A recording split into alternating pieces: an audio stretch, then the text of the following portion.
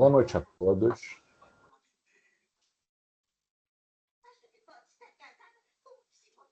Boa noite, professor. Boa noite, querido. Seja bem-vindo.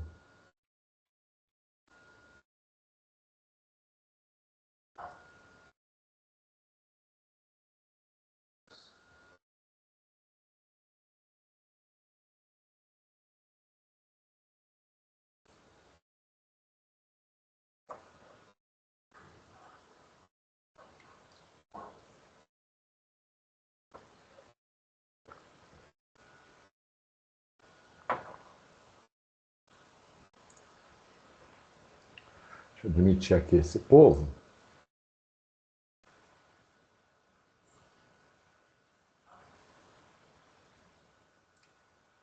Boa noite, gente. Bom ver vocês. Queria fazer alguns ajustes importantes com vocês,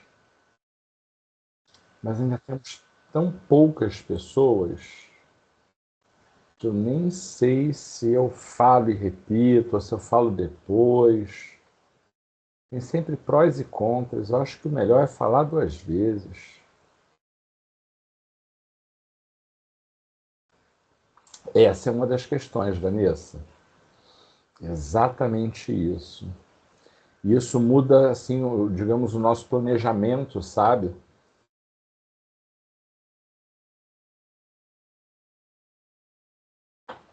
Bom, vamos no esquema do falar duas vezes. Até porque tem gente que escuta, mas não escuta. Tem umas coisas assim, né?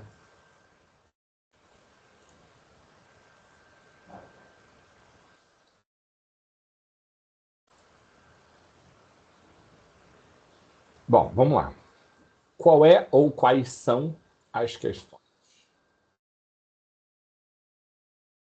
Também acho, filho. Vou falar agora, e aí no final eu falo, porque aí quem já ouviu também já pode ir saindo, né? Ah, já ouvi, vou saindo. Pode ser. Bom,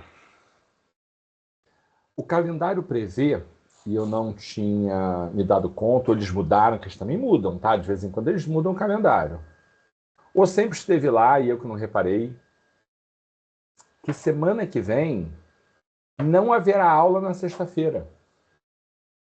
Não haverá aula. É dia livre. É dia livre. Então isso significa que hoje é a nossa última aula. E eu havia prometido a vocês porque vai ser feriado na quinta. E aí sexta-feira é dia livre. Eu havia prometido a vocês que a gente não terminaria sem fazer algum tipo de correção revisando questões, né? Eu tenho um problema com não cumprir coisas, sabe? Já resolvi isso na minha terapia. Já resolvi. Mas eu tenho essa coisa do compromisso, sabe? De quando prometo eu tenho que fazer o possível para cumprir e tal. É uma. Tanto que eu não prometo. Eu não prometo. Se eu não sei que vou cumprir, eu não prometo. Eu tenho essa ética, assim, de conduta, né? Então, hoje a gente precisa fazer isso, tá? Porque eu prometi. Primeira coisa é isso. Como é que vai ser? O conteúdo da nossa prova vai até a aula passada. O conteúdo da prova vai até o conteúdo da aula passada. E aí, o começo é que é um problema. Porque, em tese, presta atenção no em tese, tá? Em tese, o conteúdo da prova é da P1 para cá, da P1 até a aula passada. Mas por que em tese? No início do curso, nós fizemos algumas considerações, trouxemos alguns contextos. Pode achar que eu vou fazer sim, Marcelo. nós fizemos algumas observações, trouxemos alguns conceitos e tal, que são fundamentais para a disciplina e que são indissociáveis de tudo o que a gente faz. Por exemplo, o conceito de subjetividade.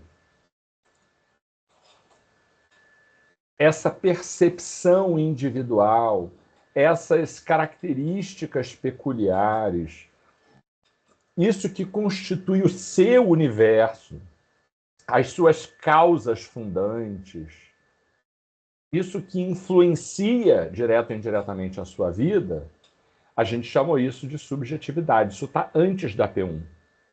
Como a gente hoje discutir guarda, como a gente discute hoje alienação parental, como a gente discute hoje violência, sem tratar desse conceito. Não tem como. A relação entre o direito e a psicologia.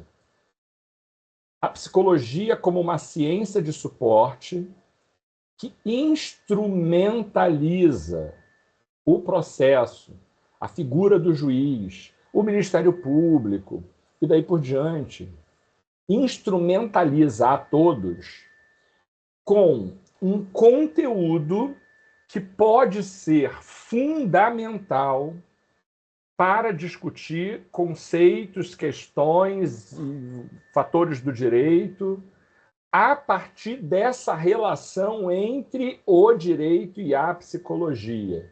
Isso a gente viu antes da P1. Se isso é a essência da disciplina, a gente continuou vendo isso depois da P1. Então, falar da interdisciplinariedade entre o direito e a psicologia, não tem como isso não vir em qualquer prova, né? Qual o papel do psicólogo no processo?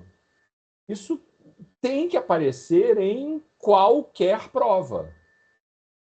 Entende? Em qualquer. Não há como tirar isso que a gente viu antes da P1, sob o argumento de que é matéria antes da P1, se isso é a base da disciplina. Se eu tiro isso, nem tem psicologia jurídica, né? Então, o que eu estou dizendo claramente para vocês? Que a ênfase do conteúdo da prova será da P1 para frente, até a aula passada. Mas que alguns conceitos de antes da P1, que estão na essência, na estrutura fundante da disciplina, não dá para deixar para trás. É como a gente vê o conceito de família e depois, na prova de direito de família, dizer que os conceitos de família não caem. Não tem como. É como a gente vê o conceito de personalidade jurídica em introdução, e quando a gente vai discutir lá competência, blá, blá, blá, esquecer o conceito de capacidade, de personalidade. Não dá. Então, há alguns conceitos que estão lá na base da disciplina que precisam ser mantidos e trabalhados e reavivados e que atravessam os assuntos que vêm depois.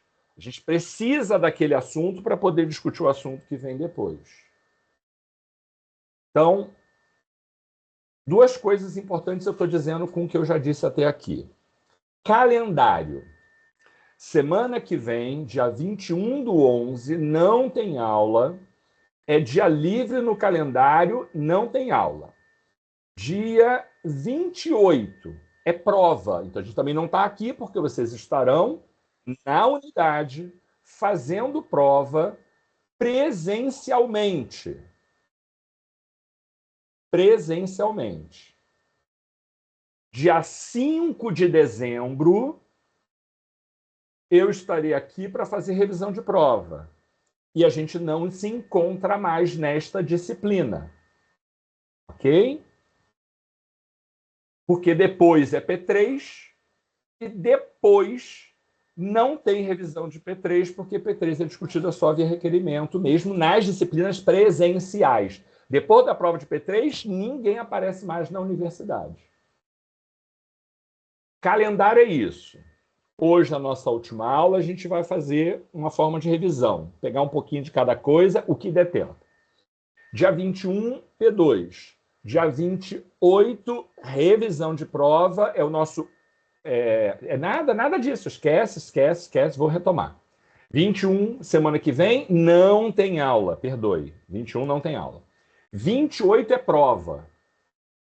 E dia 5 de dezembro é revisão da prova. E acabou a disciplina aqui, encontro nosso, né? Porque aí depois tem a P3, mas P3 é presencial, a gente não vai estar junto aqui, e depois da P3 acaba mesmo, que todo mundo entra de férias. Então, o calendário é isso.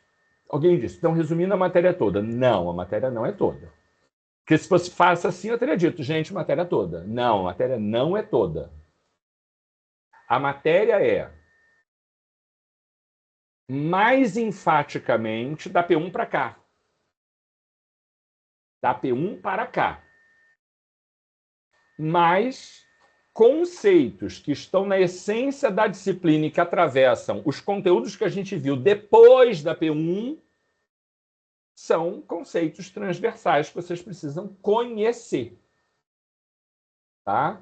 Ou estudarem. Né?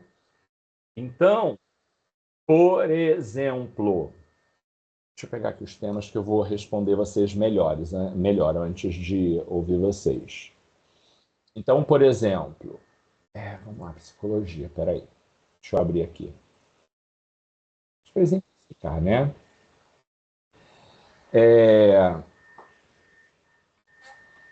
Teve uma aula que eu chamei de aplicações da psicologia à instância jurídica, antes da P1. O que a gente falou quando eu tratei de violência intrafamiliar, ou violência contra a mulher, ou direito de família, psicologia jurídica aplicada ao direito de família? A gente estava fazendo a aplicação da psicologia ao direito. Então, assim, tudo que a gente fez ali naquela aula depois da P1 é aplicar a psicologia à instância jurídica. Se eu disser que a aplicação da psicologia à instância jurídica, que é conteúdo da prova antes da P1, não cai, então não cai nada, porque tudo que a gente fez aqui é aplicação da psicologia ao direito. E essa coerência que eu quero que vocês percebam, entendeu? Então, o conteúdo dessa aula tem ali conceitos e ideias que a gente usou depois da P1. Interdisciplinariedade, direito e psicologia, é uma aula de antes da P1. Claro que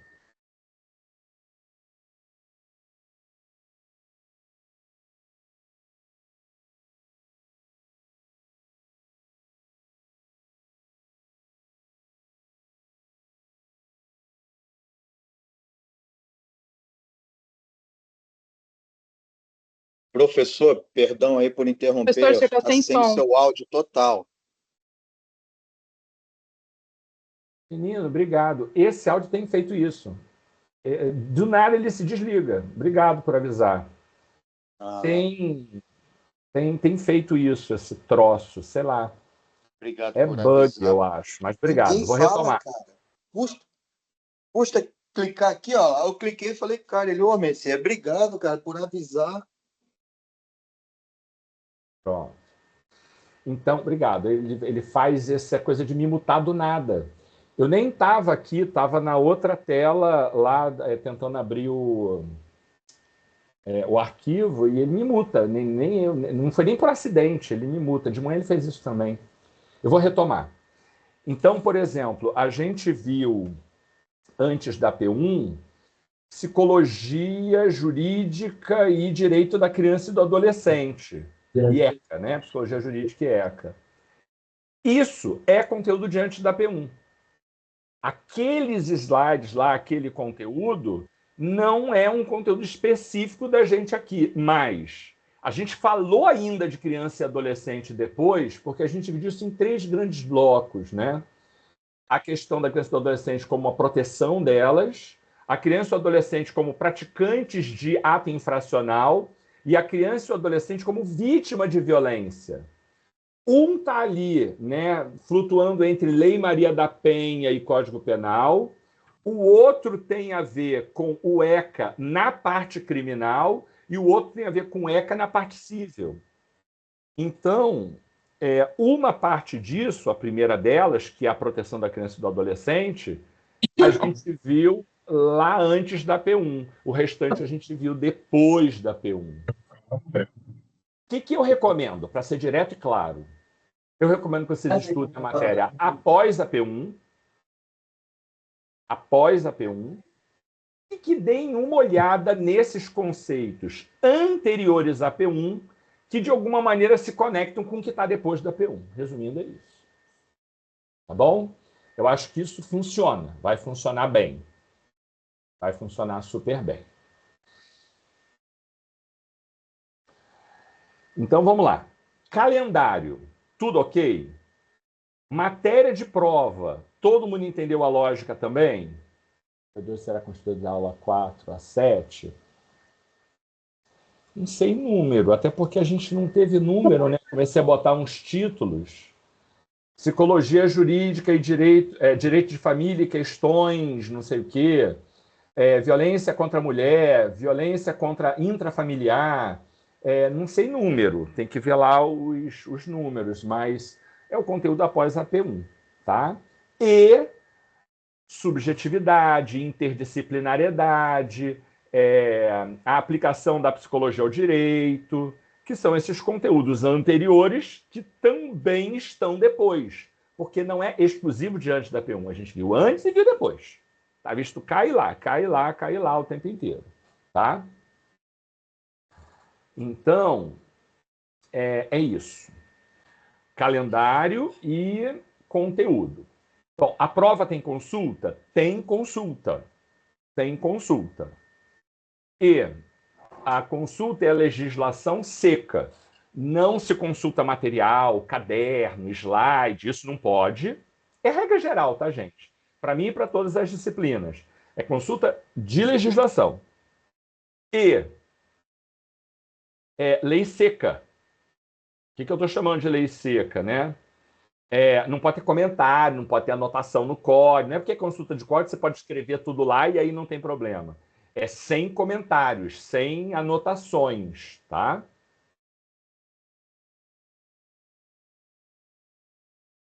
Nelson, que legislações é importante eu estudar? Olha, fiquei recobrando isso na minha cabeça de manhã, na turma da manhã, e não sei se eu estou esquecendo de alguma coisa, porque a minha fala clara é: assistam às aulas e o que a gente trabalhou lá de legislação é o que é para consultar, tá? É o que está lá. Mas, para ajudar e lembrar, correndo o risco de estar esquecendo de alguma coisa, porque vale é o que está na aula, eu me lembro de a gente ter trabalhado a Constituição, principalmente na parte de família, né? Ali pelo artigo 226 para frente. Constituição. A gente abordou aqui o Código Civil na parte de direito de família, quando eu falei de poder familiar, quando eu falei de guarda, falei mais pontualmente de alimentos, né? Não foi um tema central de aula, mas a gente comentou. Então, essa parte ali de família, né, do Código Civil, a gente trabalhou alguns conceitos. A gente também trabalhou aqui o ECA. Trabalhamos o ECA.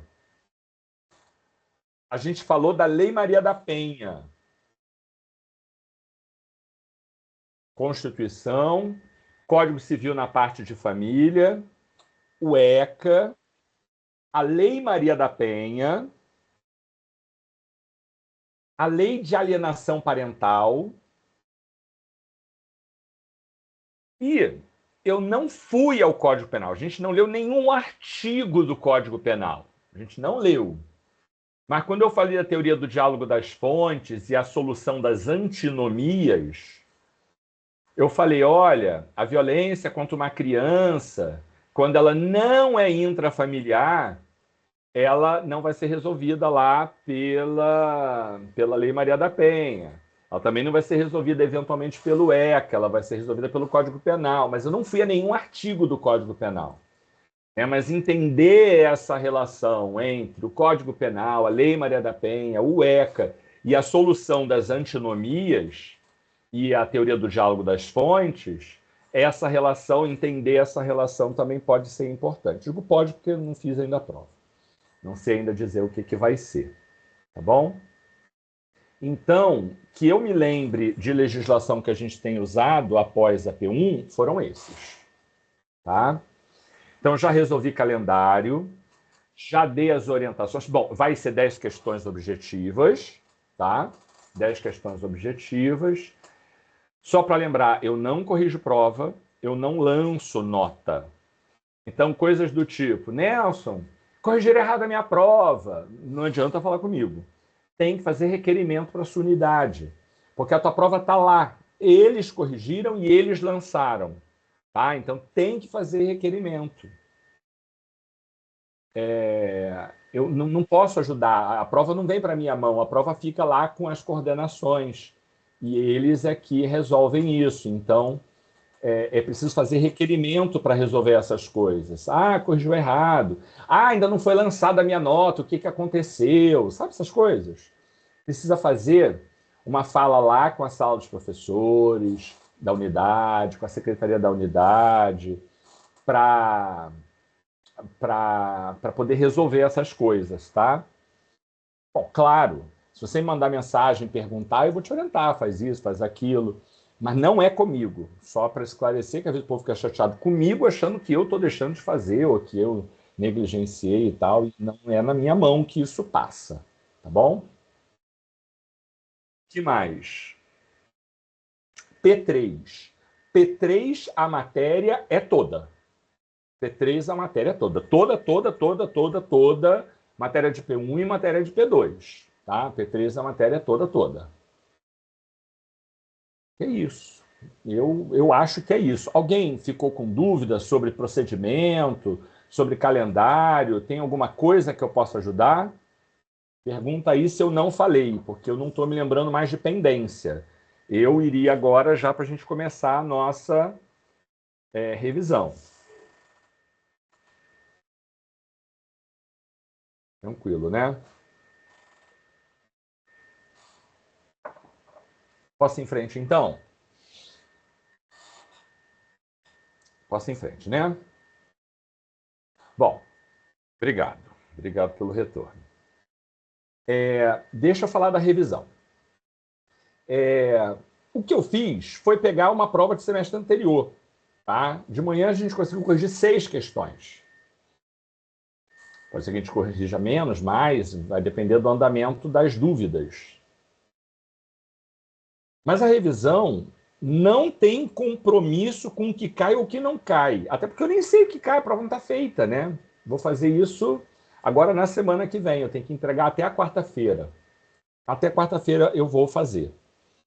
É muito mais para a gente tocar nos assuntos e eu poder falar de novo e vocês poderem também perguntar. Esse é o nosso objetivo, tá?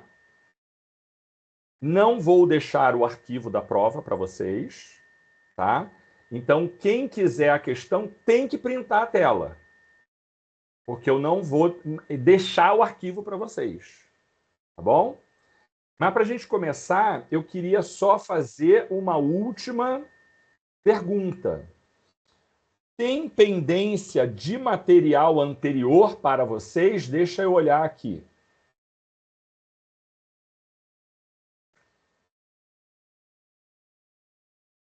Deixa eu olhar aqui para poder... Da aula passada, com certeza que eu sempre coloco na aula seguinte.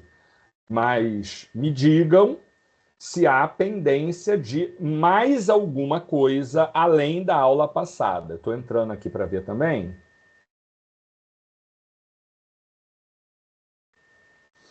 Para eu já colocar aqui para vocês. material de apoio. Está lá direito de família e questões gerais. Está lá violência intrafamiliar. Está lá intrafamiliar contra mulheres. Eu acho que esse é o da aula passada, então nem da aula passada estou devendo. Não estou devendo. E aqueles ali anteriores, espera que eu já vou te ajudar, tá, Jaque? E aqueles ali anteriores, que está novo conteúdo, não está com nome, né? Mas os conteúdos anteriores ali da P1 e tal estão ali. Oi, professor, tá ouvindo? Tô ouvindo, meu caro. Tudo Ah, bem? tá. É que o microfone tava meio ruim. Desculpa. Fica à vontade. Diga.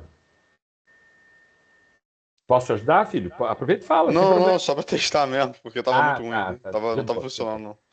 de boa, Desculpa. de Você não boa. tá ouvindo nada antes, não, né? Não, vou Ah, tá. começar a ouvir Obrigado. agora. Tá gravado, Jaque. Era isso que você queria perguntar?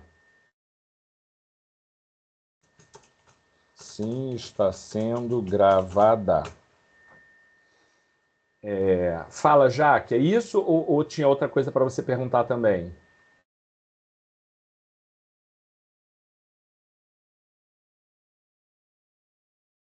É isso, Jaque? Posso então baixar a tua mão aqui?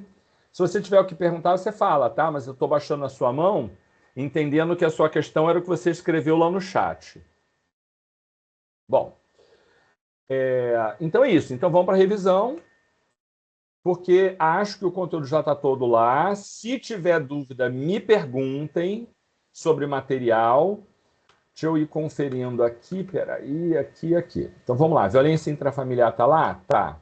Violência intrafamiliar contra mulheres está? Tá. Psicologia jurídica, direito de família e questões afins. Tá lá, questões gerais, quer dizer. Psicologia geral e ECA. Deve estar lá naqueles conteúdos anteriores. O que eu vou pedir? Quanto antes, dá uma conferida. Se tiver faltando alguma coisa, me manda mensagem que eu coloco, mas eu acho que está tudo lá. Tá? Deixa eu abrir aqui o arquivo. Isso daqui dá para fechar. Que é da outra disciplina. Vamos abrir aqui psicologia.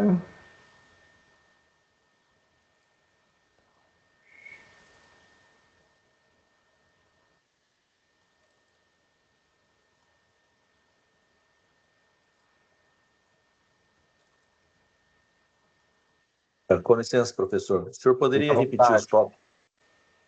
O senhor poderia repetir os tópicos, fazendo favor? De conteúdo da prova? Dos slides que o senhor passou para a gente. Tá. O que a gente trabalhou. Estou falando o nome da aula, o nome da aula, né?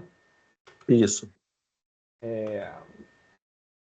Espera aí, que agora eu tenho que ir para outro lugar para olhar isso.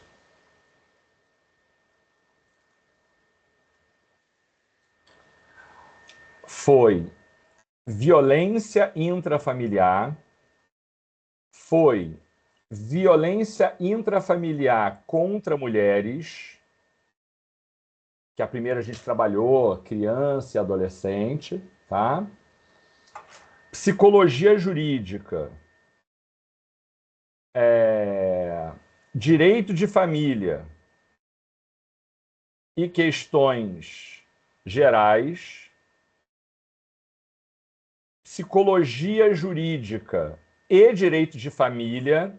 Direito de família veio antes, questões gerais é o que ficou faltando. Para dar um nome diferente, eu botei questões gerais. Para trabalhar o conteúdo que ficou faltando, que a gente viu em 2 aulas. Tá?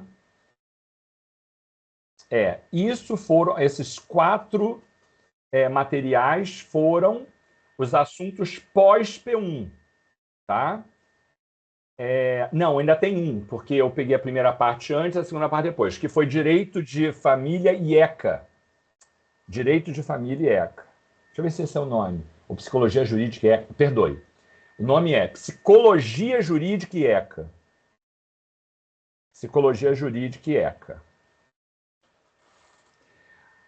Uma parte desses slides eu vi ali antes da P1, o resto eu vi depois, mas enfim, tá lá. Então são, em termos de slide, 1, 2, 3, 4, 5. 5 materiais, tá? E, indiretamente, porque tá tanto antes quanto depois, os conceitos gerais que a gente usou de psicologia e a interdisciplinariedade. Só que esses é de maneira indireta quando eu falei depois da P2, apesar de ter trabalhado também antes da P1, porque eu tinha que falando, lembra que eu falei de não sei o quê? Eu fiquei retomando cá e lá. Mas material, assim, maior ênfase nesses 5, tá?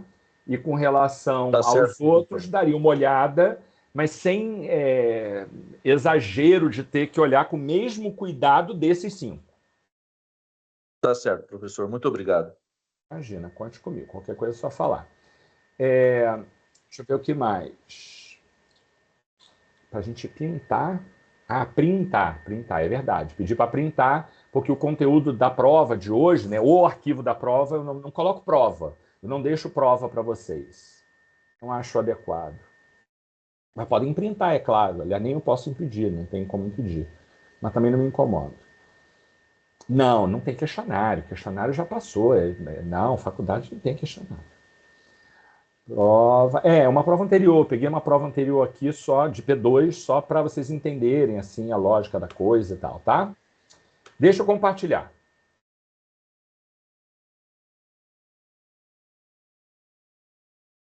Deixa eu compartilhar. Compartilhar. Tela.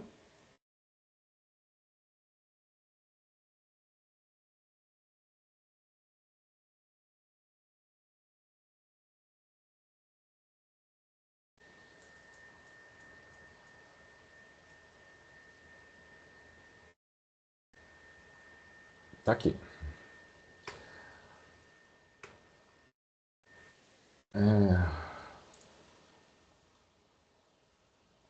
Então, vamos lá para a nossa revisão no sentido estrito.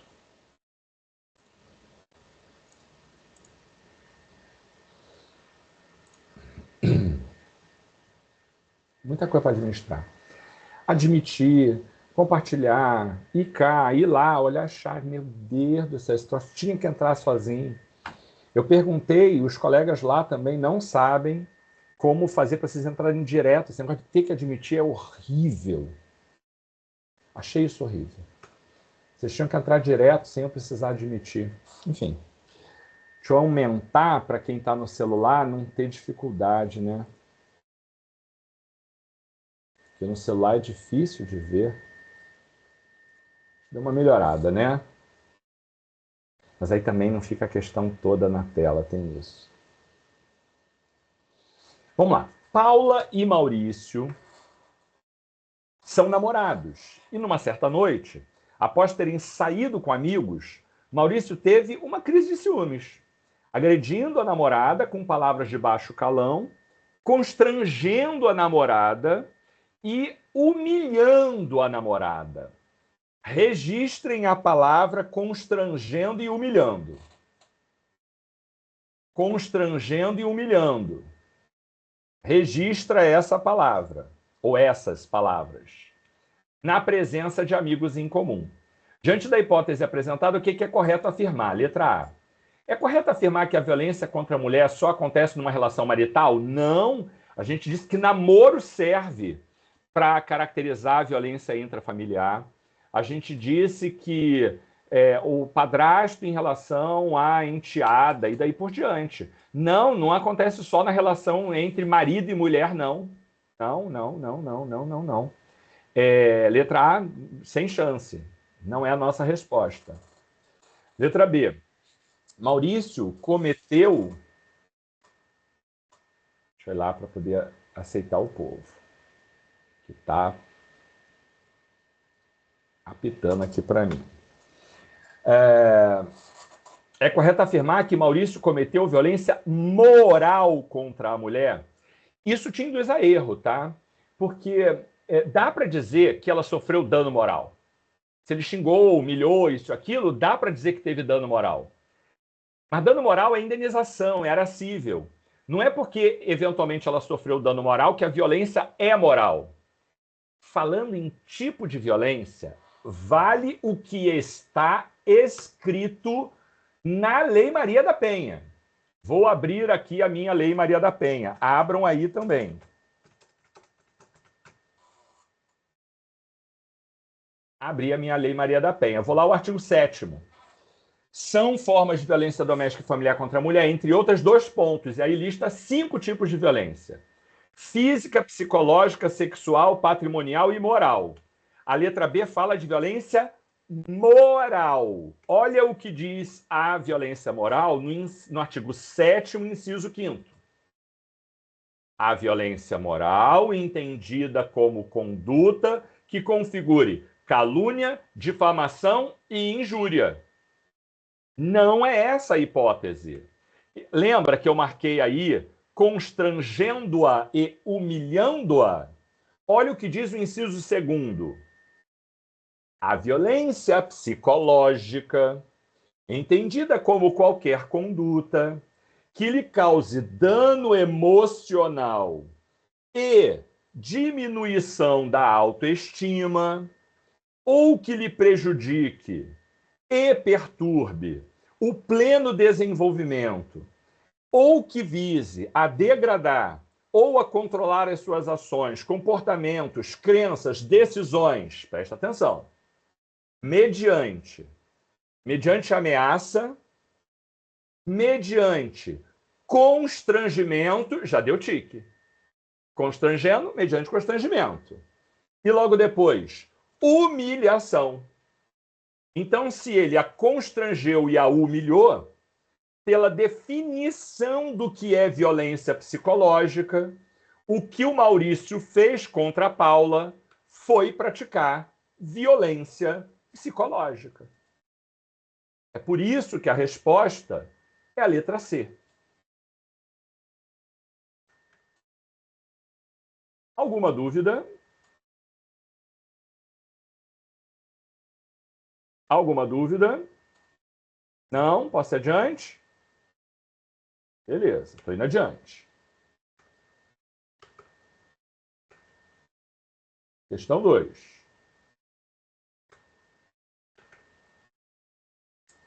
Em situação de abuso infantil, incluindo maus tratos, e principalmente abuso sexual, a identificação dos casos é difícil. Nem sempre é fácil identificar casos de maus tratos e casos de abuso sexual. Professor, ainda está aparecendo a pergunta 1, desculpa. Mas eu passei para 2. Mas para a gente está só a 1. Não está aparecendo a 2 para vocês? Acho que não está no modo apresentação. Para mim, não. Para mim está a 1. Vou tirar.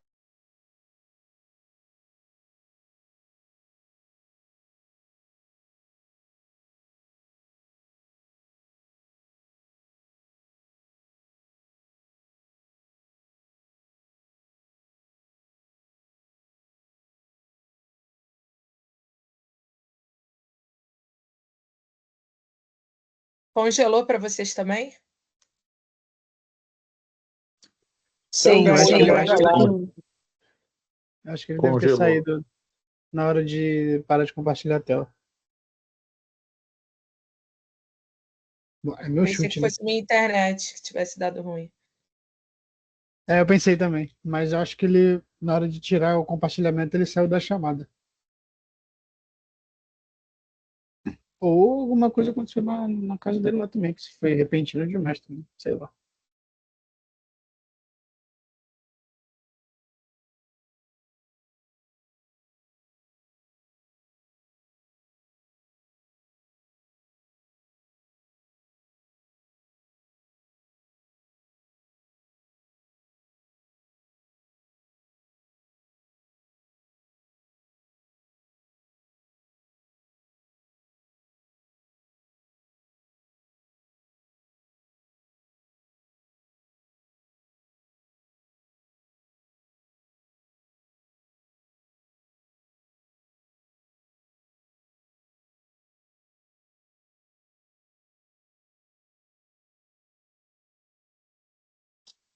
Lesi, você está ao vivo. Lesi, tô te vendo, hein?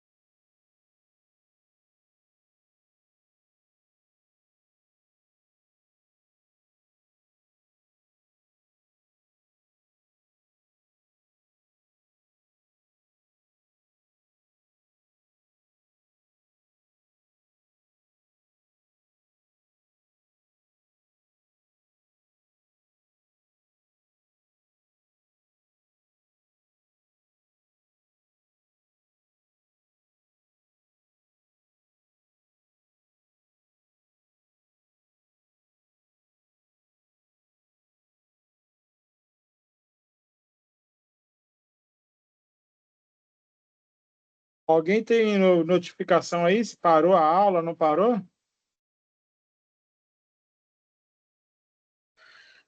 Ele chegou a retornar, mas não estava dando para ver ele, não.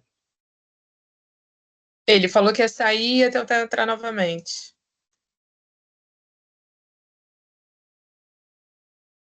Caralho, Agora, revisar tá zicada. Pelo que aparece aqui, continua gravando, hein? Tá gravando. Para mim tá congelado. Mas ainda tá gravando, tá com o sinal lá em cima de que tá gravando. Então, o aplicativo é muito ruim. Também, mas não tá aparecendo Trava nada. toda hora. Não, aplicativo novo muito ruim. Trava toda hora você cai. Agora até o professor tá caindo também essa porcaria.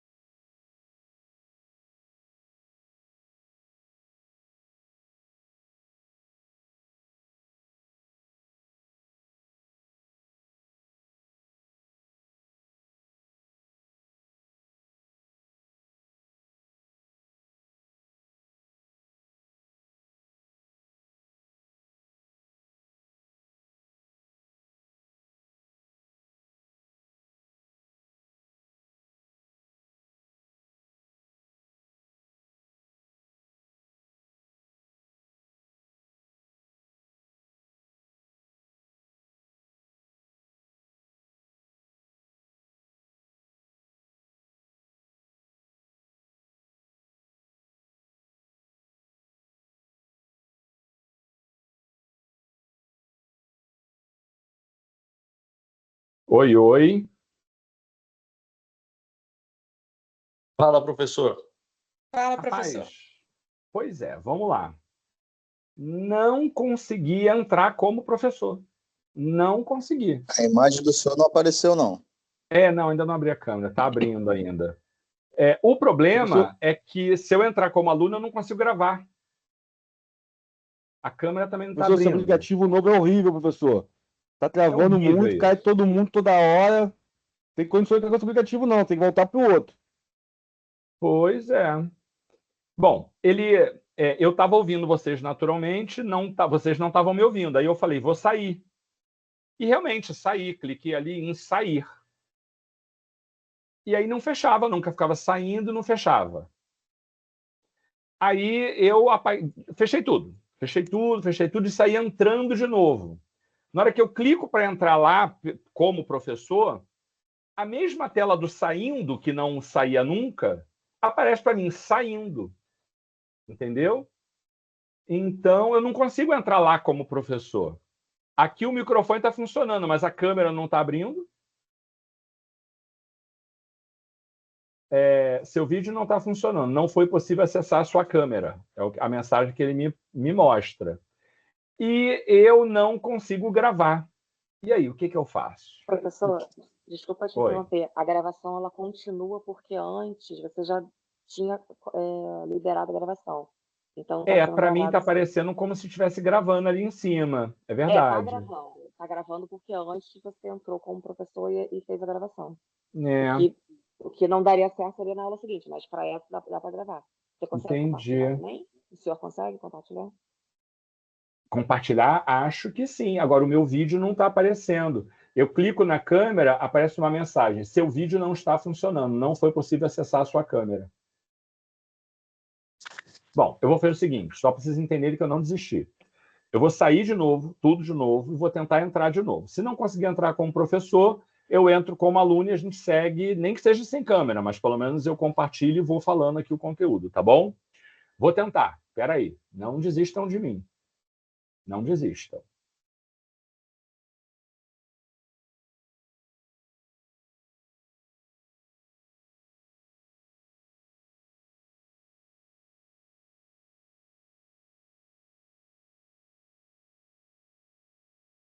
É que agora quem é que vai aceitar as pessoas que não estão aqui? Eu acho que não vai dar para entrar mais A ninguém. gente.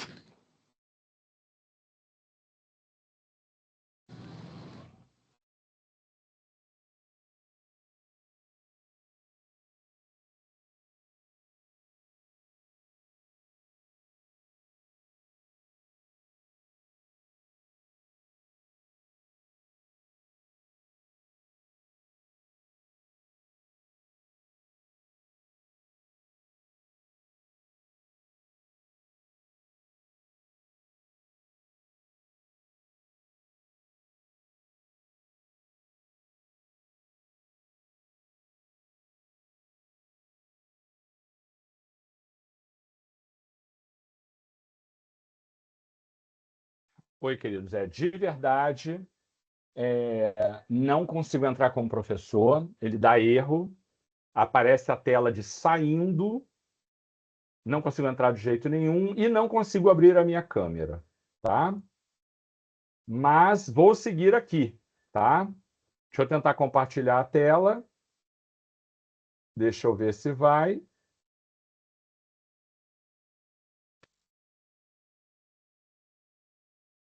Eu acho que a hora que todo mundo sair, ele acaba. Sei lá. Sabe Deus. Tá dando para ver Tá dando para ver o compartilhamento? Sim, tá sim, bom. professor. Vou em frente, tá? Vamos lá. Tá, professor, voltou normal. Então, vamos lá. Só não consigo abrir a câmera. Ele aparece que a minha câmera não está funcionando e que não é possível compartilhar. Então, vamos lá. Em situações de abuso infantil, incluindo maus tratos e principalmente o abuso sexual, a identificação desses casos de maus tratos e de abuso é normalmente difícil. Não é impossível, mas é mais difícil. E ele diz, a questão diz, por 2 motivos. O primeiro motivo diz respeito ao fato de os abusadores, na maioria das vezes, serem conhecidos da criança. Os abusadores, normalmente, terem livre acesso à criança.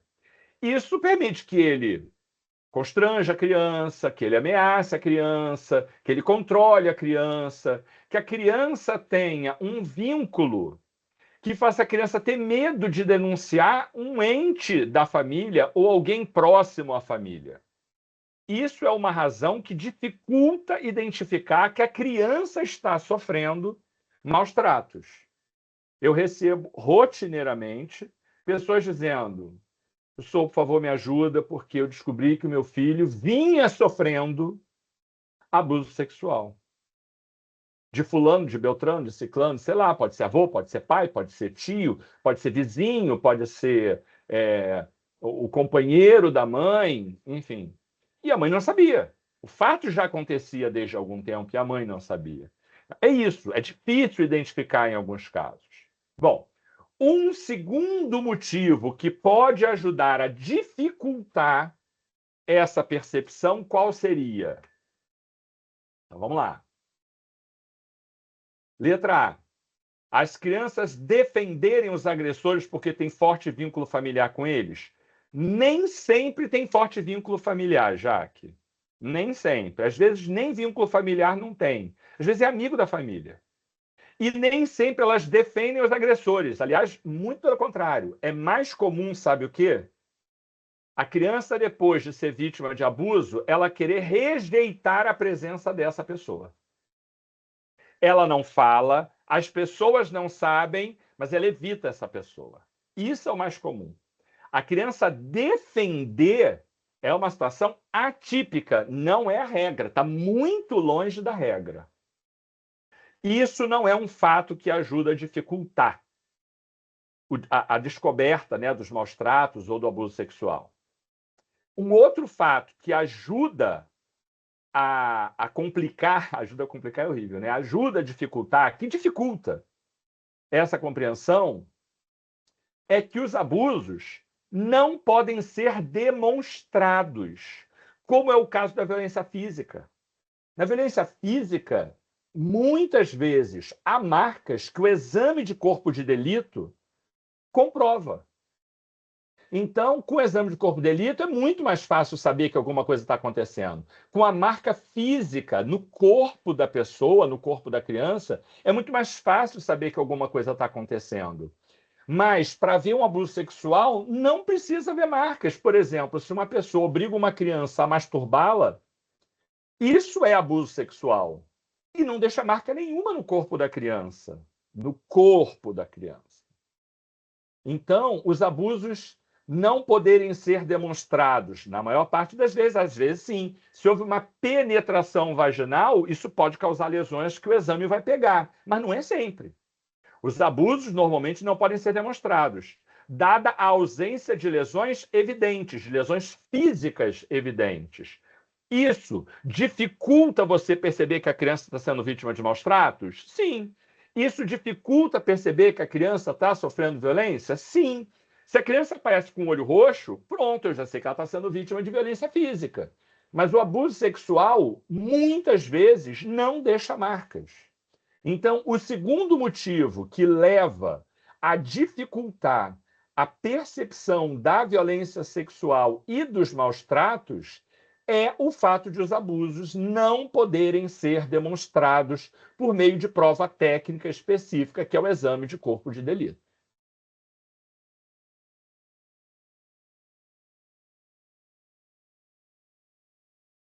É isso. Muitas vezes, porque assim, A minha pergunta é outra, Jaque, e essa é a maneira como questão é resolvida. A gente tem que ver qual é a melhor. Aqui na B, isso é, na imensa maioria das vezes, verdadeiro. E na letra A, as crianças defendem os agressores? Não, pelo contrário, isso é excepcionalíssimo. A B explica a questão muito mais do que a A. A C, os agressores conseguiram esconder as escoriações e evidências. Não tem como esconder escoriação e evidência. Exame de corpo de delito, mãe dando banho, não se esconde escoriação e evidência. Física, não se esconde. A C também não é boa. A D, não ser possível produzir prova quanto aos danos psicológicos. Que é mais difícil o dano psicológico, é verdade. Que não é possível provar o dano psicológico, é mentira. E não é esse o papel dos psicólogos também, gente? Não ser possível, não é. Que é mais difícil, é verdade, mas é possível, sim. Um psicólogo identificar dano psicológico. Claro que é. E letra E, o acesso à criança é difícil no período de convivência familiar e escolar. Muito pelo contrário. Muito pelo contrário. Família tem, durante o período de convivência familiar, muito acesso à criança. E ainda que durante a escola não se tenha acesso à criança, lembra também que a denúncia por prática de abuso sexual não precisa só partir da família, pode partir da escola, pode partir do médico, pode partir do conselheiro tutelar, enfim. Dizer que o acesso à criança torna difícil, não torna. Fora o período escolar, a criança está com o pai, está com a mãe, está com família, a família pode identificar a presença do abuso. De todas essas, nenhuma aqui é 100% dos casos se enquadra aqui. Porque, gente, nada se enquadra em 100% dos casos. Cada caso é um caso, né? A prática da violência sexual ela pode acontecer de maneiras muito, muito, muito, muito variadas. Agora, qual é aquela que, na grande maioria das vezes, explica por que é difícil provar o abuso? Letra B. Letra B.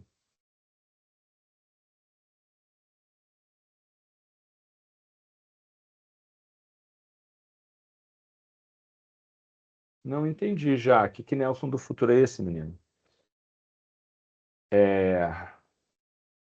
Porque você mesmo...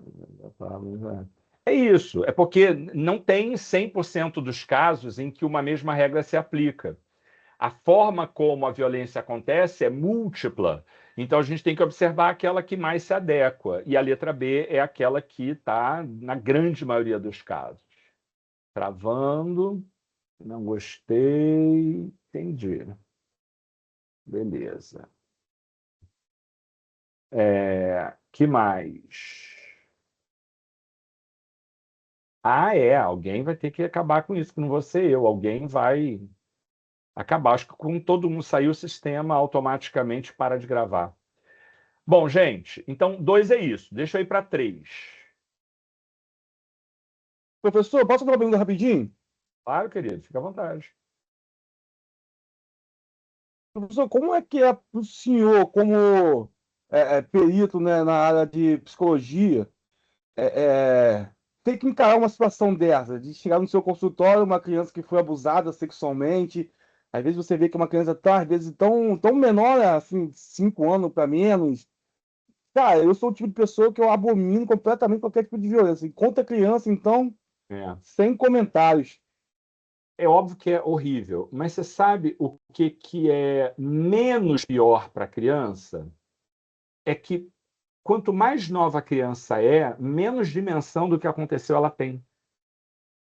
Uma criança que 6, 7, 8, 11, depende da criança, sabe? Mas às vezes até 11 anos, ali 10, ela é vítima de violência sexual e ela não sabe que aquilo é uma violência. Traz repercussão emocional, tem que fazer acompanhamento, é grave tudo isso, mas ela não tem tanta dimensão, ela não tem clareza de que ela foi vítima de uma violência. O aspecto lúdico que o próprio agressor causa faz parecer que aquilo é uma brincadeira. Faz parecer que aquilo é afeto. Tive uma paciente que sofreu abuso por parte do pai e que uma das grandes questões dela repara que eu não estou falando o nome de ninguém e tal, por isso eu tenho aqui a questão ética bem resguardada, né? É que o pai abusou dela, sei lá, por uns 6 anos, e ela amava profundamente o pai. Ela disse, como eu posso amar esse homem? E ela ficava nesse conflito. Mas é porque o pai nunca foi violento do ponto de vista físico, entendeu? Ele fazia um acolhimento durante o processo, inclusive da penetração vaginal, tá? Que ela se sentia amada, acolhida. Estraga a cabeça da pessoa, é horrível. Mas não tem para a criança, enquanto criança, aquele senso, aquela percepção de violência. Entende? Essa agressão ela vai ser muito mais forte, relevante e emocionalmente devastadora na adolescência, quando, recobrando o que aconteceu, ele entende o que representa o ato sexual e compreende que o pai, que o irmão, que o tio, que o avô fizeram aquilo com ela. Ali é que a coisa começa a pegar do ponto de vista emocional, entendeu? Mas é isso, meu caro. É difícil de lidar. Mas o que é menos pior é que a criança não tem essa dimensão. Você não vê o sofrimento ainda na criança que passa por isso, sabe? Mas, meu caro, lidar com mulheres, não precisa ser criança não, tá? Mulheres vítimas de estupro é terrível. Porque elas já chegam à unidade hospitalar muito devastadas pela agressão do que representa, a invasão do próprio corpo, a desconsideração da sua vontade, a violência, a repercussão emocional, a questão da autoestima. É devastador, é horrível. Não tem muito como correr, não. É bem ruim, tá? Bom. Sim, eu entendo. A pergunta foi assim, não foi nem a questão da pessoa em si. Estou perguntando o senhor, como psicólogo, quando recebe isso. Qual é o seu sentimento ao ver um negócio desse? Entendeu? É isso. Na verdade, a gente treina também, né, meu caro? Você sabe que eu já tive paciente dizendo que manteve relação sexual com o filho. Já tive isso. Enfim, do ponto de vista ético, a pessoa está resguardada pelo segredo profissional. Até porque o filho dela não era menor, era maior. E isso é o que eu digo. Quem trabalha na área de psicoterapia não pode ter preconceitos. Não pode ter valores que atrapalhem a compreensão do quadro da pessoa. Então, assim, não me cabe dizer que horror, transar com um filho, que coisa absurda. Não me cabe isso. Não me cabe. Por que isso aconteceu? Como é essa relação? Há prejuízo para os envolvidos? Essas são as questões que nos interessam muito mais. Entendeu? Mas é isso, é treino, né? Diga. Boa noite. O senhor pode retomar a questão 2 só para tirar uma dúvida minha? Diga. Então, eu vou reler aqui. Em situações de abuso infantil, incluindo maus tratos e principalmente abuso sexual, a identificação dos casos é dificultada. E seria, vou parar por aqui essa introdução, né? Tá. Aí a letra A, as crianças defenderem os agressores, pois têm forte vínculo familiar com eles. Aí eu anotei como falso, porque o senhor explicou que nem sempre elas têm vínculos familiares, né? É raro. E também nem sempre ela defende. Pelo contrário. Aliás, eu acho que a primeira parte mais ainda. Mais ainda. A minha Normalmente dúvida é o ela seguinte... não defende. Ok. A minha dúvida é que se na letra B, para que ela seja então verdadeira, eu entendi e anotei que os abusos não podem ser demonstrados porque, por exemplo, uma pessoa que obriga a criança a masturbá-la, né?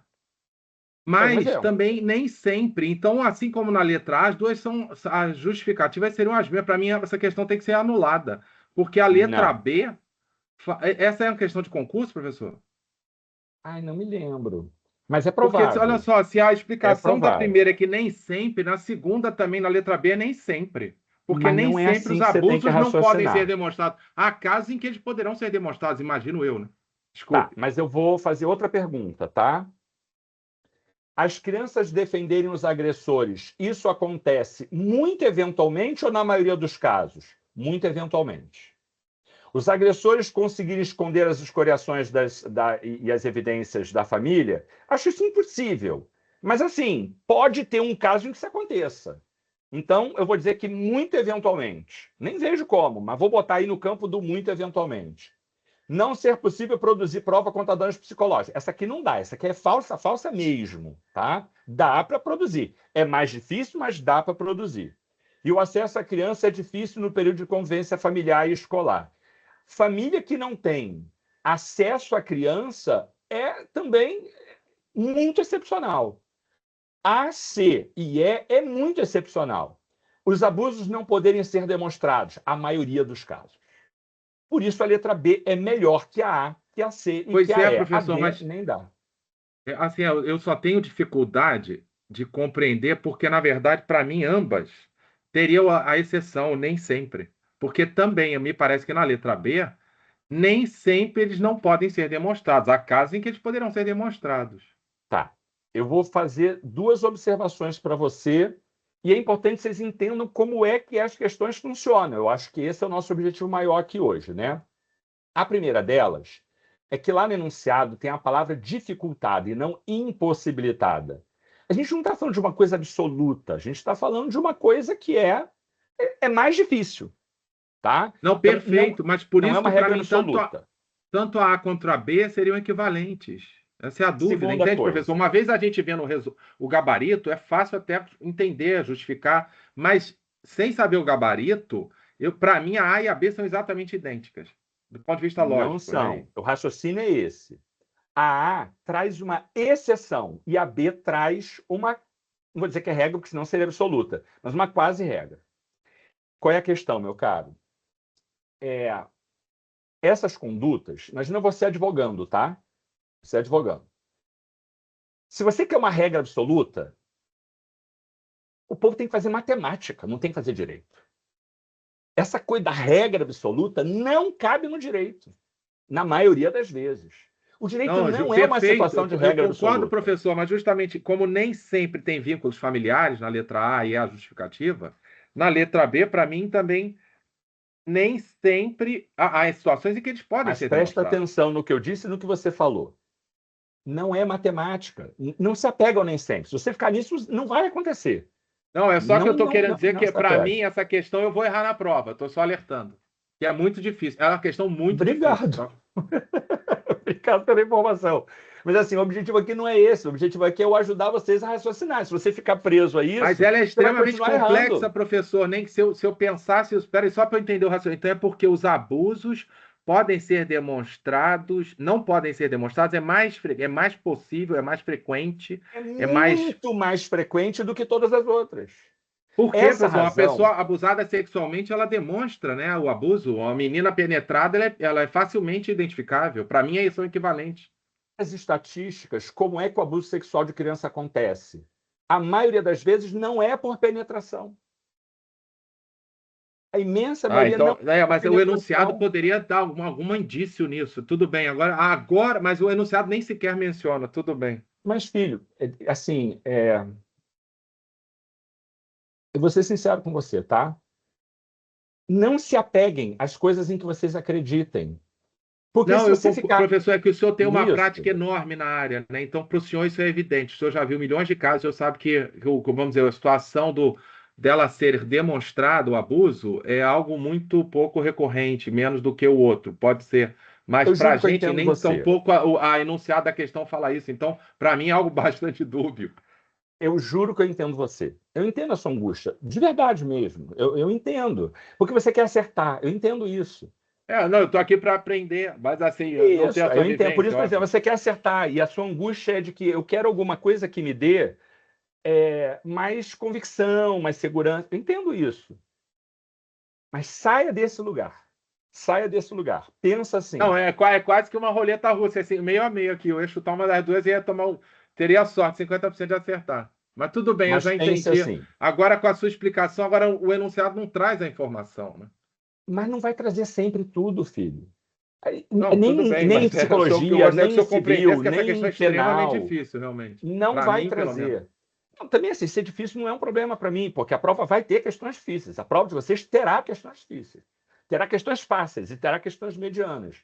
É um pressuposto pedagógico que tem questões fáceis, medianas e difíceis. Toda prova tem que ter isso. Tá? Eu espero que não sejam todas assim, mas acho que eu consegui compreender aqui a explicação. Obrigado. E nem eu vou entrar nessa de novo. Isso aconteceu na EPI, eu não vou entrar nessa de novo. Vocês precisam entender como funciona a regra. Tem uma angústia, eu entendo, mas vamos lá. É isso que você tem que pegar agora. Todas as vezes que, poxa, nenhuma delas é absoluta. Então tá bom, então eu tenho que ver aquela que é mais provável. Esse é o raciocínio, fica com isso. Fica com isso. E é porque é deselegante, é inadequado, é impossível, é absurdo. Mas todas as vezes, não é incomum, tá? A gente termina uma aula dessa, aí eu recebo lá no meu WhatsApp. Ah, professor, eu queria lhe contar que eu passei isso na minha infância, isso, aquilo, blá, blá, blá, blá, blá, blá. É muito comum. Muito comum. E aí você vai ver quantos desses a família percebeu. Quase nenhum. Quase nenhum. Isso é uma verdade. Isso não está só no campo da experiência, está no campo da vivência. Está no campo da vivência. Agora, eu quero uma coisa de resposta absoluta. Não, então não façam direito. Façam física, matemática, façam engenharia. Aqui é assim, é da natureza do direito. Vamos para a questão 3, que eu já estava lá, voltei. Em caso de denúncia de abuso sexual intrafamiliar de uma criança, o afastamento do convívio familiar, como é que funciona?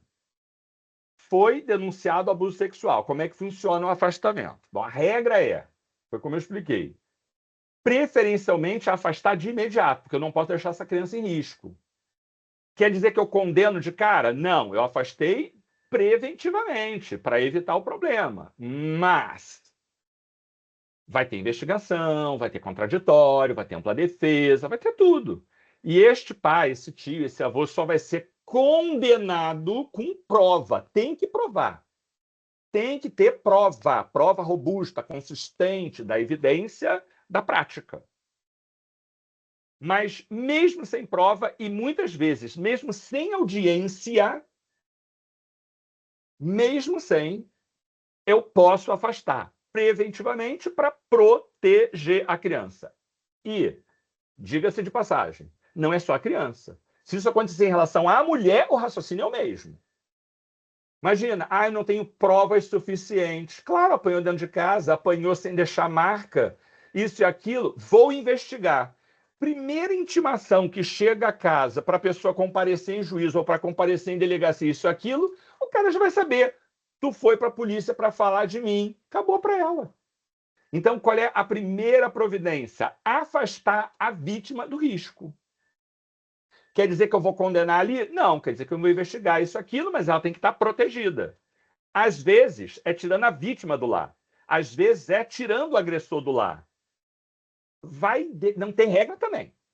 Nada aqui tem regra absoluta.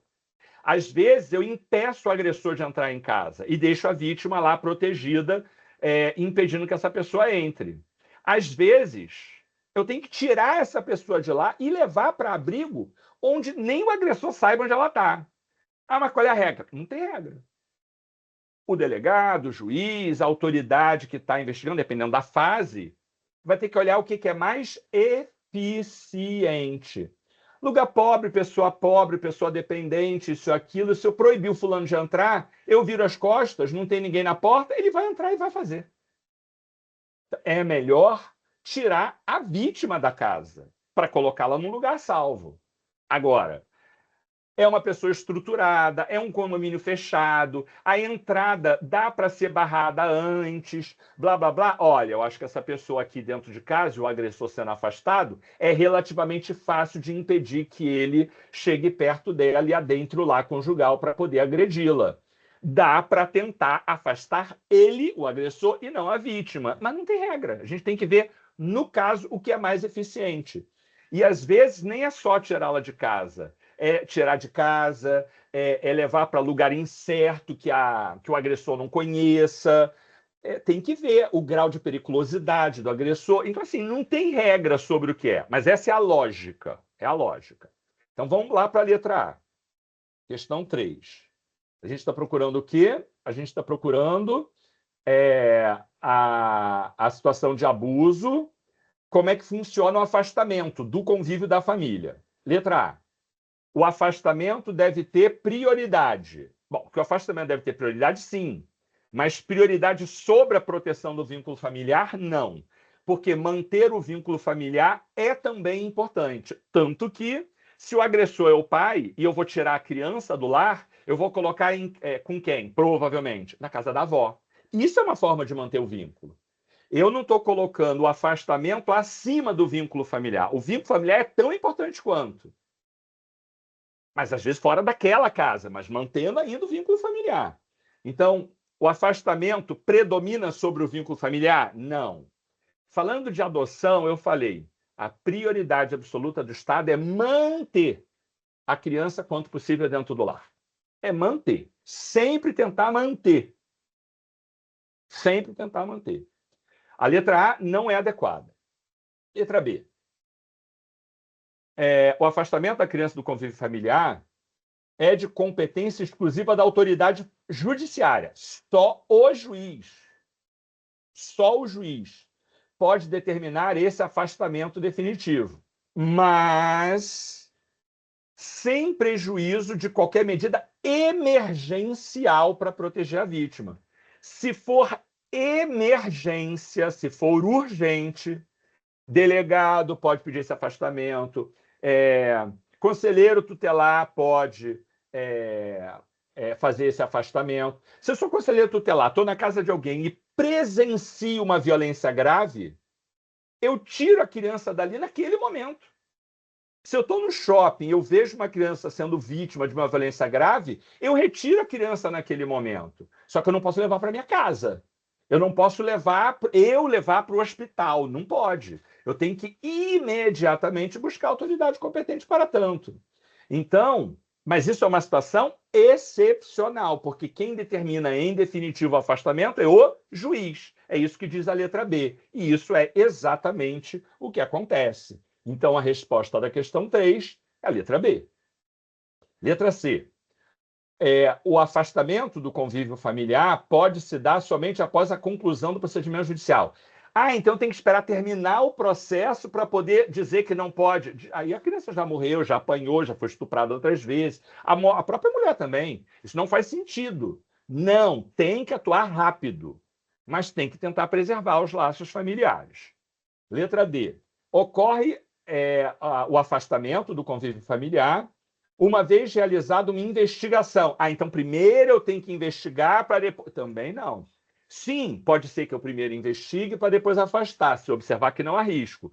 Mas se eu observar que há risco, emergência de realizar isso logo, o afastamento pode ser feito sem nem comunicar o agressor. Aí ele vai ser ouvido depois, vai ser feito todo o procedimento de contraditório, mas se houver indício de risco, é imediatamente retirado.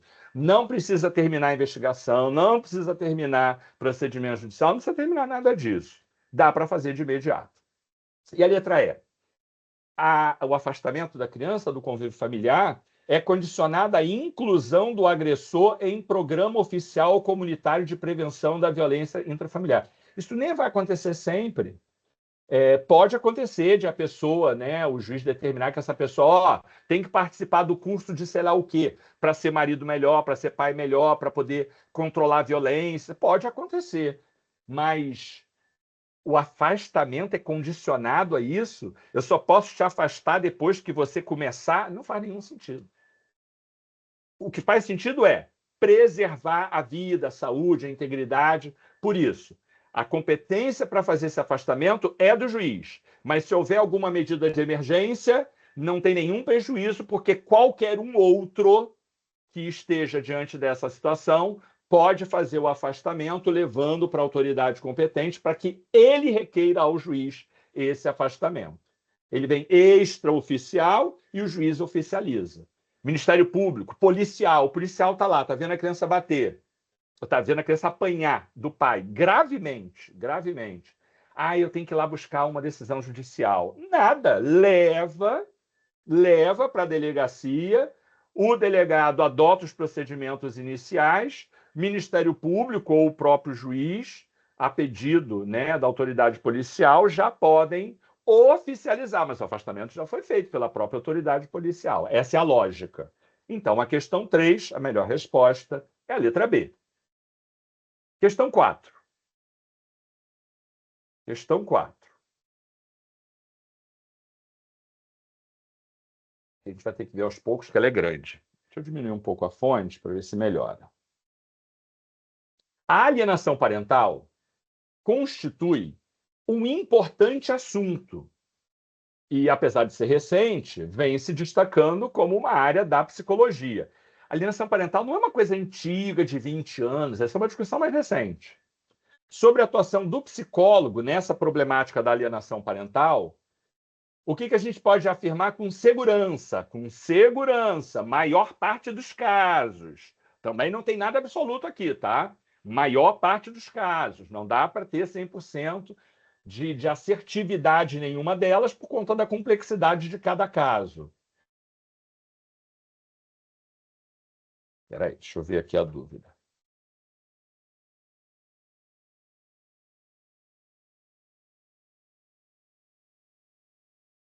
Essa questão 3 deixa uma dúvida, pois o terceiro não efetua afastamento, mas sim o pedido. Ele faz o afastamento e pede ao judiciário, porque quem faz... Vamos lá. Existe o afastamento de fato e de direito, né? Quando o policial tira dali da casa, ele está fazendo afastamento. Mas esse afastamento precisa ser autorizado pelo juiz, tá? Então, se ele leva para a delegacia e o delegado não consegue a autorização do juiz, tem que levar a criança de volta para casa. Em tese, né? Que acho difícil um juiz mandar voltar para casa uma criança que estava sendo agredida na frente de um policial. É mais fácil que ele bote com uma avó e tal. Mas assim, então quem faz o afastamento de imediato é o terceiro. É o terceiro.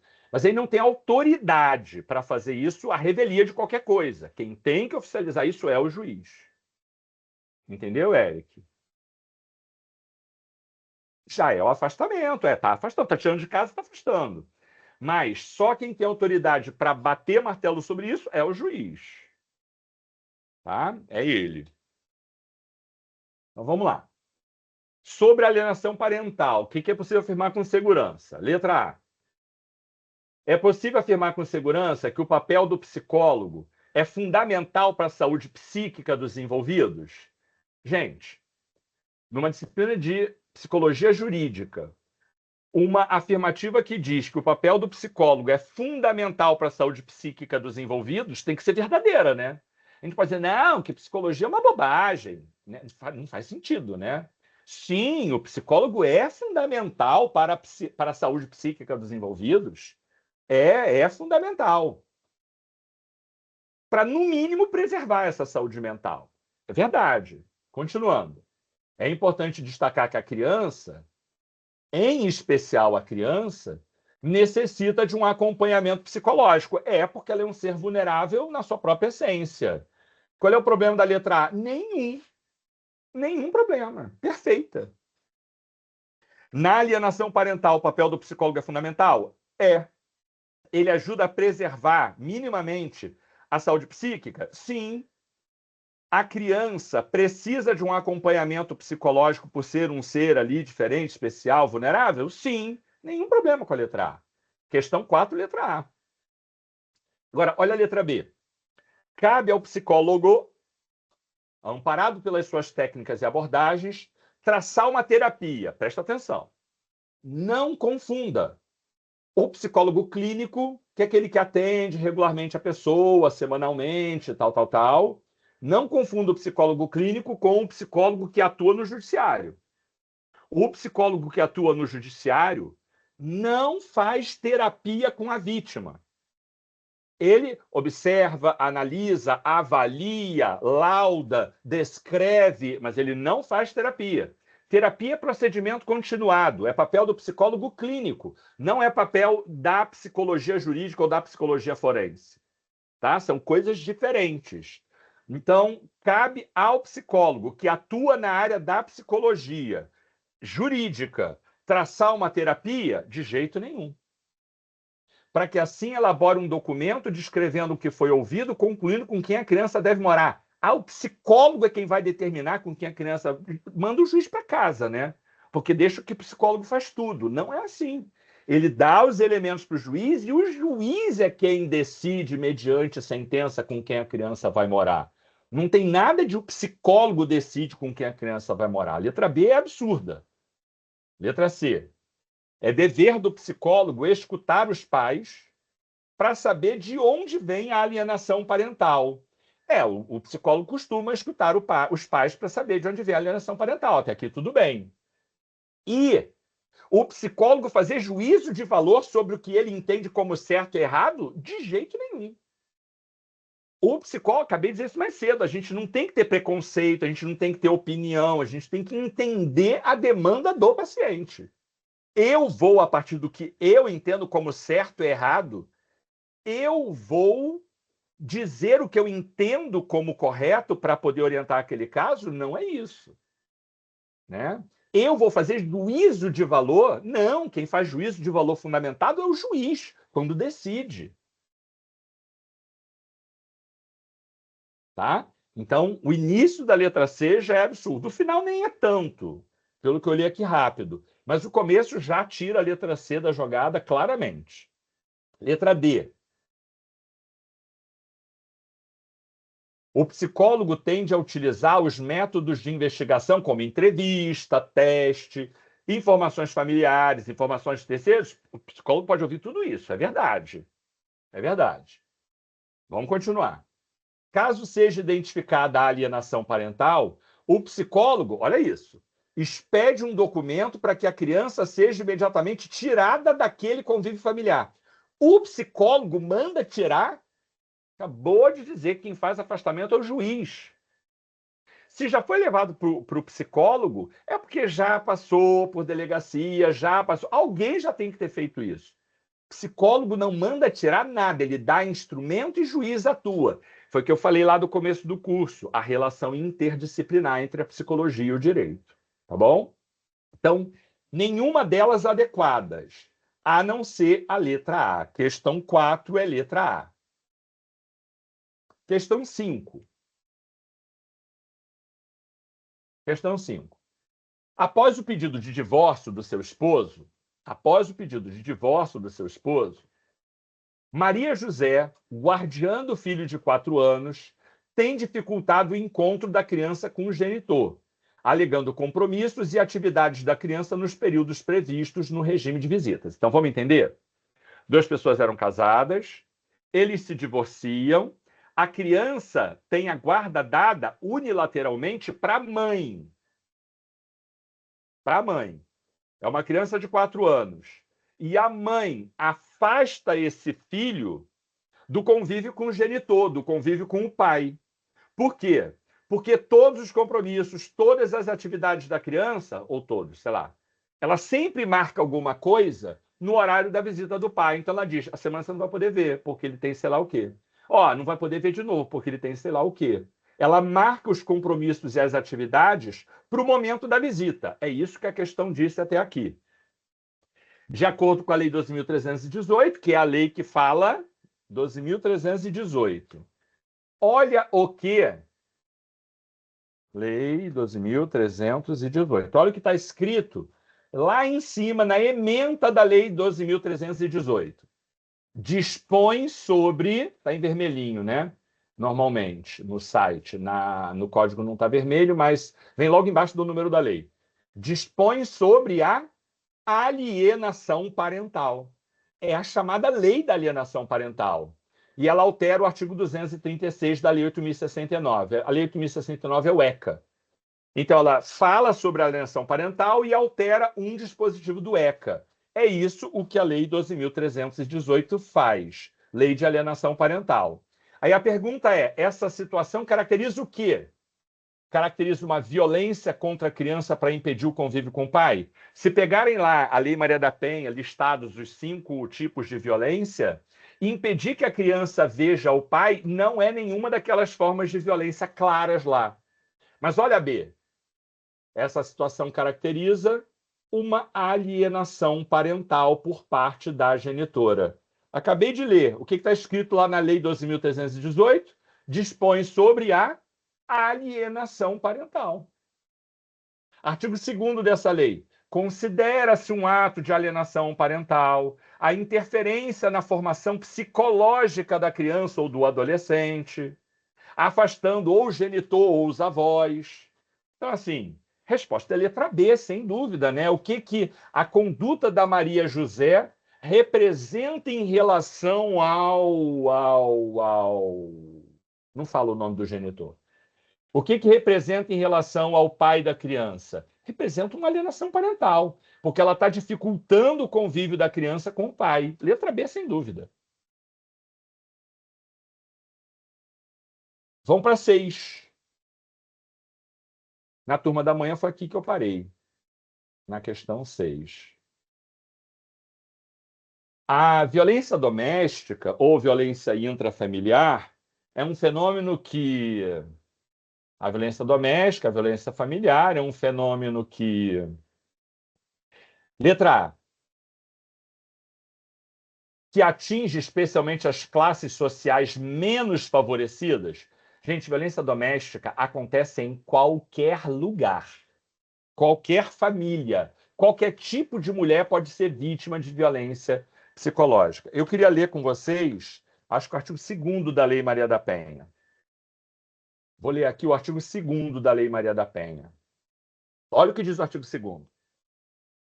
Toda mulher, toda, independentemente de classe, raça, etnia, orientação sexual, cultura, nível educacional, idade, religião, toda mulher goza dos direitos fundamentais inerentes à pessoa humana, sendo assegurada a ela as oportunidades e as facilidades para impedir que ela viva com a violência. Quer dizer, a gente deve levá-la a viver sem violência. Vou repetir o início do artigo 2º.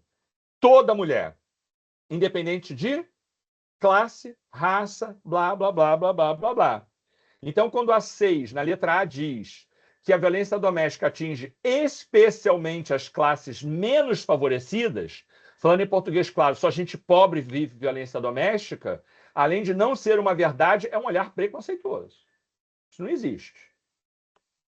Todo tipo de mulher e todo tipo de homem estão sujeitos a praticar ou a sofrer violência. Letra A, não dá. Não dá. Letra B. É um fenômeno verificado entre famílias com número grande de filhos. Ah, então famílias sem filho, a mulher não vive violência doméstica. Família com um filho, ela não vive violência doméstica. Isso também é absolutamente incompatível com a realidade e incompatível com o artigo 2º. Letra C. É um fenômeno causado pelo desemprego. Ah, então o homem bate porque ele está desempregado, está nervoso. De jeito nenhum. Agora, é um fenômeno complexo? É um fator multideterminado? É multifatorial, é isso mesmo. Muitos fatores, fatores do agressor, fatores da vítima, fatores do relacionamento e fatores externos, como desemprego. Como desemprego. Então, é um fenômeno complexo, multideterminado, em que podem interagir para caracterizar o porquê que a pessoa pratica a violência doméstica. Podem interagir características do agressor, do conflito de relação e fatores externos. Sim, para tudo isso. Eu ainda acrescentaria da própria vítima. Há vítimas que têm características que, de alguma maneira, as coloca numa condição de maior vulnerabilidade. Como, por exemplo, mulheres com deficiência, como, por exemplo, mulheres sem capacidade de reação a uma agressão. Mas, em geral, as questões não colocam isso para não dizer que a culpa é da vítima, sabe? Então, assim, é complexo e tem muitos fatores. Fator do agressor, fator do relacionamento e fatores externos, como desemprego, como doença mental, fatores como pandemia. A pandemia aumentou muito, muito violência doméstica. Porque as pessoas viviam fora, agora serem obrigadas a conviver o dia inteiro. O agressor nervoso, preocupado, ansioso, com pandemia, naquela incerteza toda, o que o agressor vai fazer ali, porque tem tempo e oportunidade, é agredir. E não funcionava quase nada. Não funcionava o Ministério Público, não funcionava Defensoria Pública, não funcionava abrigo, não funcionava quase nada. A vítima estava completamente na mão do agressor. Foi um período terrível para quem sofreu violência doméstica. Terrível. Então, fatores externos, desemprego, doença mental, pandemia, daí por diante. Letra D, perfeita. Letra D, perfeita. É a nossa resposta. E a letra E? É um fenômeno gerado pela simetria nas relações de poder. Simetria é igualdade, parecer, né? Bom, se mulher tivesse uma condição muito parecida com a do homem, ela não teria uma lei específica para protegê-la. A Lei Maria da Penha existe porque a posição do homem e da mulher são posições assimétricas. A mulher está em condição de vulnerabilidade. Então, 6 é letra D. Entendeu, Beth, por que não é a E?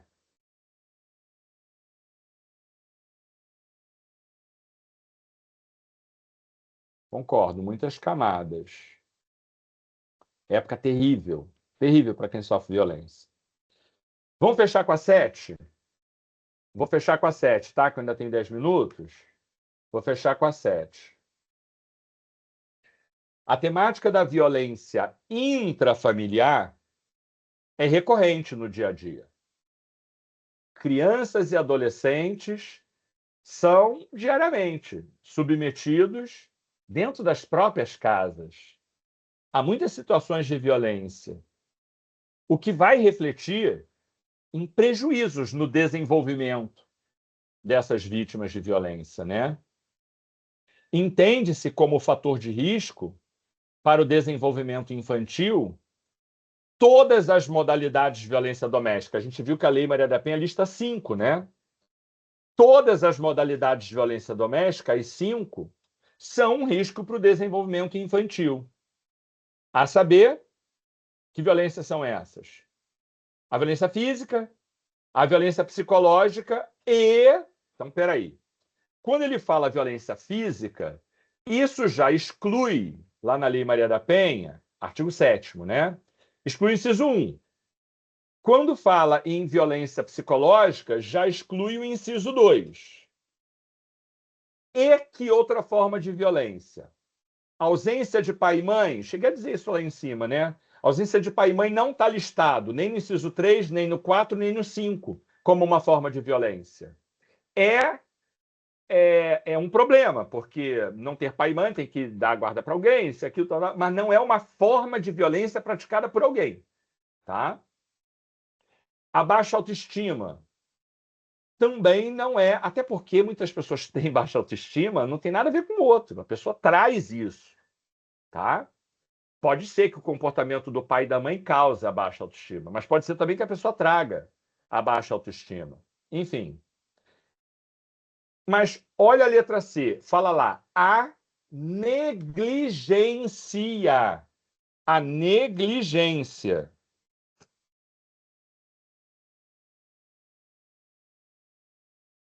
Eu queria que vocês observassem que o artigo 3º vai dizer que são asseguradas às mulheres as condições para o exercício efetivo do direito à vida, saúde, segurança, alimentação, educação e assim por diante.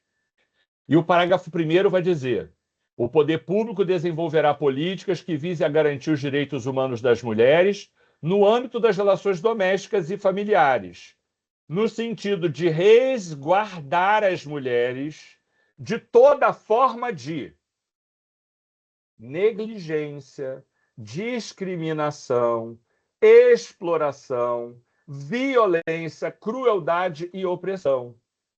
Então, a negligência é uma forma de violência. Ela está listada lá no artigo 7º. A negligência, ela está listada quando, em todos os incisos, na verdade, tá? Quando a gente diz assim, e foi assim que eu expliquei lá quando a gente falou desse artigo. Por exemplo, a violência sexual. Violência sexual é entendida como qualquer conduta. Aí eu falei assim, para cada um deles, tá? Seja essa conduta comissiva, por ação, seja essa conduta omissiva, ou seja, por omissão. A negligência é uma das formas de omissão. Resumindo, além da violência física, além da violência psicológica, nem o luto, nem o afastamento familiar, nem a ausência do pai caracterizam melhor uma forma de violência do que a negligência. A negligência omissiva, que está presente em todos os incisos do artigo 7º, quando fala qualquer conduta, porque ali serve conduta comissiva, por ação, e conduta omissiva, por omissão. Assim que eu expliquei quando eu falei de cada um deles. Acho até que lá nos slides está marcado qualquer conduta, está sublinhado, acho, em todos eles. Eu não sei se eu mandei sublinhado ou não, mas sublinhei lá na hora da aula. Resumindo, a questão 7, a melhor resposta é a letra C. Queridos, a gente não tem mais tempo, mas eu queria aproveitar esse tempo que nos resta para... Não dá mais tempo, até porque a 8 é grande. Ah, não é grande, não. Vou tentar. Vou acolher o seu pedido. Vou acolher. De acordo com a doutrina, não é lei. De acordo com a doutrina, os autores, entende-se como fatores de risco, ou seja, não adianta procurar no código, tá? Entende-se como fator de risco ao desenvolvimento infantil toda modalidade de violência doméstica. A mesma afirmativa anterior fez, né? Toda forma de violência doméstica é ruim, afeta o desenvolvimento de uma criança e de um adolescente, sem dúvida. Professor, só está aparecendo para a gente a 7. Ai, peraí, desculpa. Verdade. Então, de acordo com a doutrina, entende-se, obrigado, tá?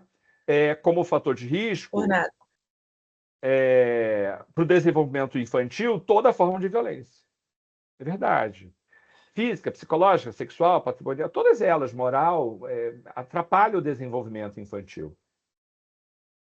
Dentre os tipos de violência, o que a gente pode falar sobre a violência psicológica? A gente pode falar que a violência psicológica é a de mais fácil manejo, a de mais fácil solução? Claro que não. A violência física é muito mais fácil de perceber e de curar. Um olho roxo, um braço quebrado, você cura muito mais rápido do que um problema psicológico. Você identifica muito mais facilmente. Não, a violência psicológica, entre as formas de violência, não é a de mais fácil manejo, não mesmo. A violência psicológica inclui exposição à violência conjugal? Sim, eu disse isso para vocês na aula, que a violência da criança não é só o pai agredir a criança. O pai agredir a mãe da criança é também uma violência contra a criança. Porque viver num ambiente de violência é uma forma de violência. Foi o que eu disse, a criança vive num estado de alerta permanente. É isso. Então, sim, a violência psicológica inclui a exposição à violência entre o casal. É verdade. Então, a 8 é letra B. A violência psicológica é considerada somente se houver dano físico também? Não, uma coisa, outra coisa, outra coisa. Pode até haver as duas, mas uma coisa não depende da outra. A violência psicológica é cometida somente por pais que possuem doença mental? Claro que não. A violência psicológica não está prevista na Lei Maria da Penha? Está sim. Está previsto lá no artigo 7º, inciso 2, o seu segundo. Então, a 8 é letra B. Tá bom? Agora sim, vamos lá. Queridos, a gente conseguiu cumprir o nosso programa, a gente conseguiu dar conta aqui da nossa tarefa.